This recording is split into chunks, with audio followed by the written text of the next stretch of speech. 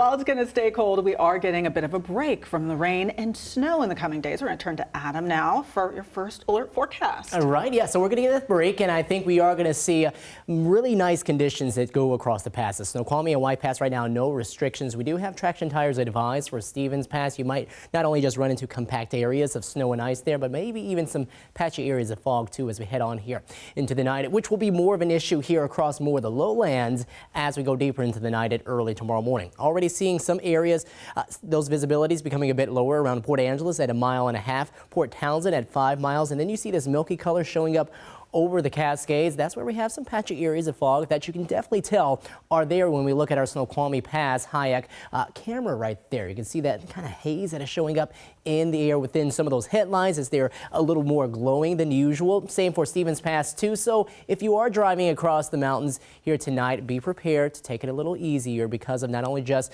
this areas of snow and ice that we could have, but some of that fog too that could develop and temperatures near freezing that could create some isolated areas of some slick spots. Right now here in Seattle, all is quiet. We're sitting at 41. We still have those clouds in place, and that's going to act as a blanket to keep things a bit warmer for the time being before those break apart, and then quickly those temperatures are going to drop into the 30s. Already noticing that farther north where we had more of the clearest skies today in Bellingham, right now in Mount Vernon, Oak Harbor right now 39, 38 in Everett. Farther south you go, you have a lot more of those clouds in place. That's why we're still holding on to more of the low and even mid 40s.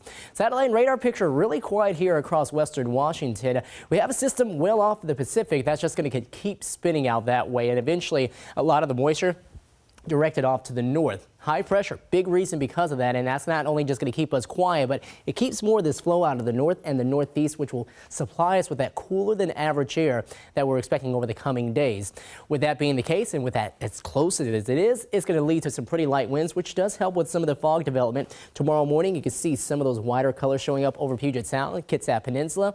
That's some fog that we'll start off the morning with on Tuesday. It'll break apart to a certain degree, but we have another weak system that's going to be heading its way through the region. Now, that will not have much moisture at all, so we'll generally just see clouds with that. Maybe farther north across the Cascades up there near the Canadian border. We're talking about a few snowflakes, a few light snow showers, but nothing here in the lowlands. Gets out of here quickly, so by early Wednesday morning, more patchy areas of low clouds and fog to start off the day there before that starts to break apart by the afternoon. And really that same general theme is going to be with us as we go on here throughout the work week. Tonight, upper 20s to low 30s, maybe a few mid 30s, as a few of us could hold on to a few more clouds and keep things just slightly warmer and just above freezing.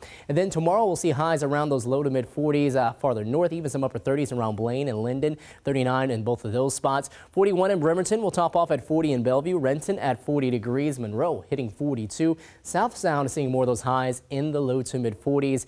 And looking at your 7-day forecast, just check out how things actually get progressively cooler as we go into the week. A lot of those lows dropping more so into the 20s, and then highs over the weekend. We're talking 30s, even the opportunity for maybe some lowland snow to come in with that really cold air mass by the time we head into late Saturday and into Sunday before dropping to 32 for a high by next Monday.